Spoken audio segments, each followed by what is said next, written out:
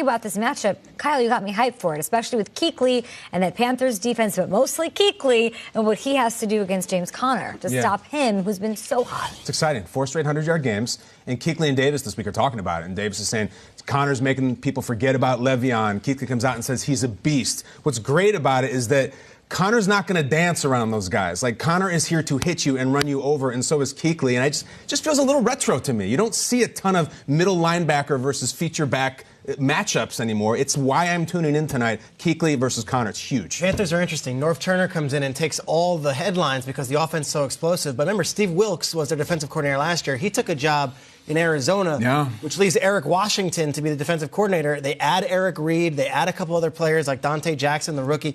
And I think the defense might be better this year than they were last year. I think the defense in Carolina is the story that no one's talking about. Can't wait to see them and see if they can shut down the Steelers in Pittsburgh. You know, this offense has been the topic of discussion. You know, it's Le'Veon Bell. Is he going to come back? James Conner, who is he? He steals the show. Antonio Brown, Juju, all these hosts of players, even Vance McDonald, Jesse James, all these different individuals, right?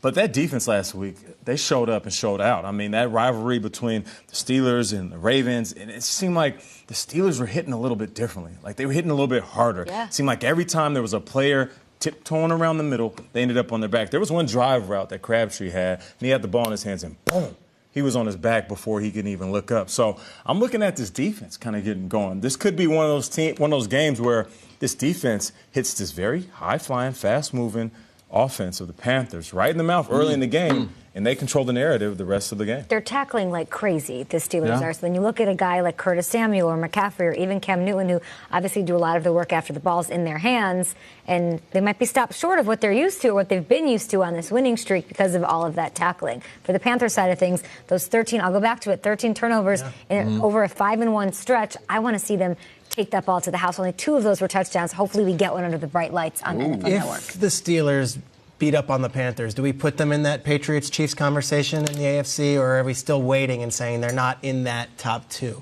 The Chiefs, maybe. I can't put them in a conversation with the Patriots. Not right now. The Patriots are their owners, and we know that, and people get pissed off when I say that, but it's true. I look at the other side, too. If Carolina beats them up in Pittsburgh, are they as good as the Saints? I think Carolina might be the best team in football if they win this game tonight, going away. They're that good. You know, it could be one of them games where Big Ben throws the ball it's a great game. 45 times, right? We've seen Big Ben drop back, and he's just let it rip if he needs to. It could be Big Ben throwing the ball 45, close to 50 times. Cam Newton throwing it 25 times and being more efficient. I mean, what we've seen out of Cam, and we compared those numbers early in the show, is that Cam is taking less risk running the ball, dropping back and delivering the ball. So Cam could outperform Big Ben at quarterback tonight, and it wouldn't shock me. Ooh, Big Ben playing at home. Cam, though, with rocking a 67% completion percentage. He's only gone over 60% once in his long career. We'll see how